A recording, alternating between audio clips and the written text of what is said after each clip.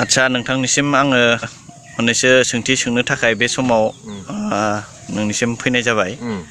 दा नैबे जोंनि विधान सभा इलेक्शनाबो जोंहा खाथि जाबाय 2021 निया।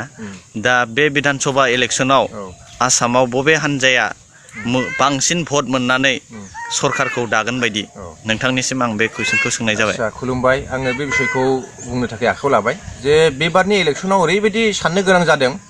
कंग्रेसाव 7था 8थासो पार्टिया जइन जाबाय, जोङो नायबाय थादों निउसावबो। आरो बिथिंहाय बिजेपियाव एजिपि दङ, बेनिफ्राय इउपिपिएल दं। दा बिथांमोना मोनथाम आरो ओरैहाय 7था जानानै दं आरो माखासे मोननैसो पार्टि दंबावो बिथांमोना जइन जाथ'वाखै कंग्रेसाव। दा बेफोर गासैबो हाल सालखौ जुदि नायोब्ला बुंनो ओरैबायदि गोब्राब बेबारनि इलेक्शननि हाल सालखौ सरकार दागोनखौ जे थांनाय गाव पन्सायतनि इलेक्शनखौ जुदि नायोब्ला आपार आसाम साइडआव बा गुबुन गुबुन साइडआव सेन्ट्रेल आसामाव जुदि नायोब्ला जों बिजेपिनि दोहौखौ नुदों आरो बिजेपिया मोजां रोखोमनि बे गाव पन्सायतनि इलेक्शन देरहादों। दा बे बिथांमोना जुदि बे जौबानखौ लाखिथाबनो हादोंब्ला खिन्थु बिजेपिया पावाराव फैफिनगोनखौ जों नुहुरदों आरो जुदि बिथांमोना जुदि बै मेम्बारफोरखौल' लाखिनानै दोननो हादोंब्ला पावाराव, अब्ला हले बिथांमोना जेननायनि आसायाव दं। कंग्रेसा फैनो हागौ आरो कंग्रेसखौबो फैगोन होननानै बुंजोबजाया दायो।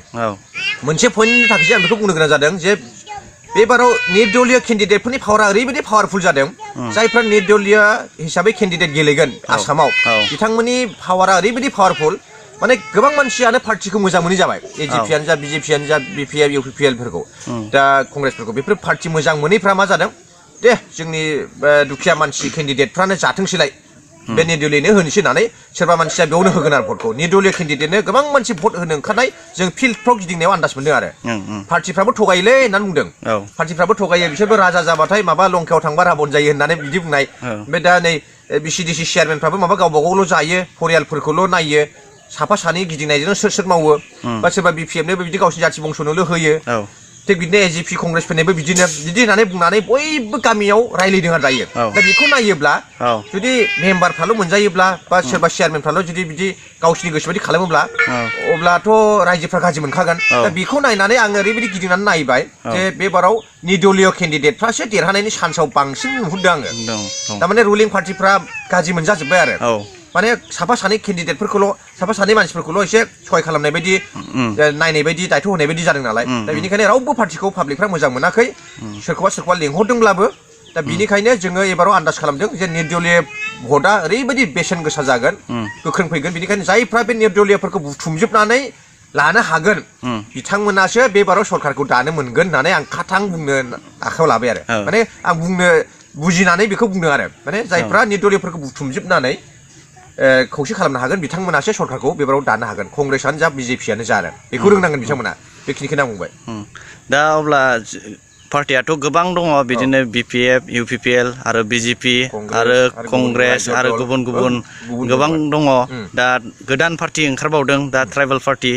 दा बिथांमोननि जेसेबां पार्टिफोर दङ बिथांमोना बबे हान्जाया, बबे पार्टिया बांसिनै भट नैबे समाव विधान सभा इलेक्शनाव मोनगोनखौ नोंथाङा आसा खालामदों? आं दा बे बिषयखौनो आं दायो बुंलांखाबाय बुंनाया। दाने जायफ्रा इन्डिपेन्डेन्ट हिसाबै गेलेगोन बेबाराव बिथांमोनानो खौसे जाजोबनानै दङ।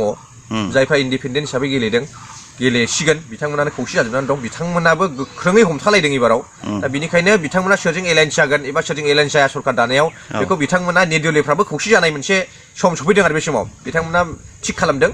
दा बेनिखायनो जायफ्रा लास्टाव मोनसे डिसिसन लागोन, सोर सरकार दागोन जों लोगो लागोन, जाय सरकार दागोन बेजों लोगो लागोन, बिथांमोना मोनसे थिग खालामनानै ओरै नङाबा ओरै एलायन्स जानानै बे सरकारखौ दागोन आरो बेनिखायनो रावखौबो जों मेजरिटि होननानै बुंथ'नो हाला। दा जिहेतु गोबां गोदान पार्टिफोर फैदों, बे पार्टि फैनायाबो दायो निर्दलीयजों खौसे जाजोबदों। बे निर्दलीयखौ बुथुमनानै बिसोरबो मोनसे पावाराव लाबोदों।